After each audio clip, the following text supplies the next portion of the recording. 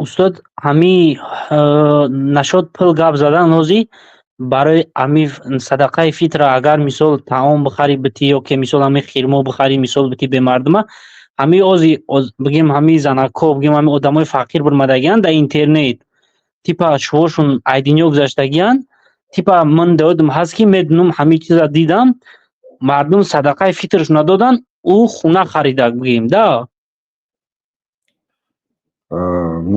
بعضی آدما مردمی ما همین فکر در مردمی ما بسیارتر است.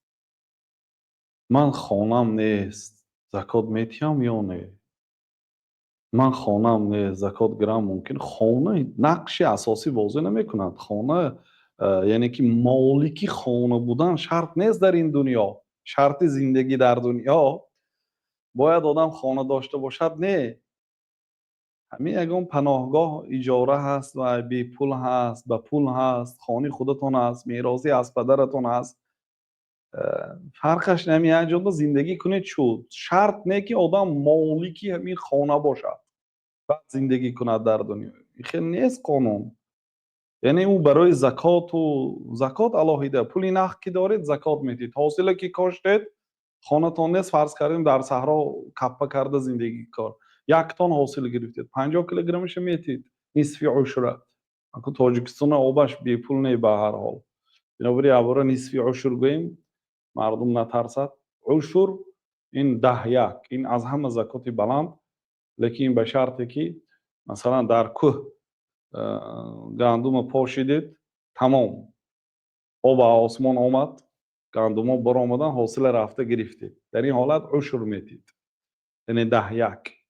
لیکن وقتی که آبتون خریده هست جنگ و جنجال و غربت و مشقت که هست در این حالت نصف عشر میتید یعنی از 1 تن 50 کیلوگرم زکات میتید. این زکات بسیار است. زکات زمین حاصلش بسیار است. برای اینکه 1 دانه میکارید 100 دانه 700 دانه میگیرید ممکن.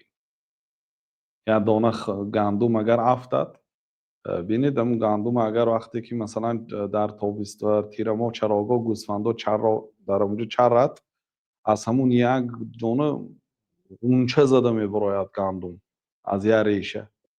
هر یکی به خوشه دارد. هر یک صدگی کنند اگر 700 دانه این زاید الله تعالی چه خیلی که در سوره بقره مثال آورد حاصل میتید. حاصلش کلام است. حاصل زمین اصلا.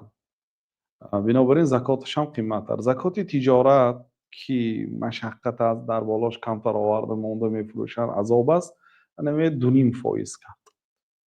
یعنی 100,000 اگر حاصل گیرد فایده داشته باشد 2.500 میده کمتر.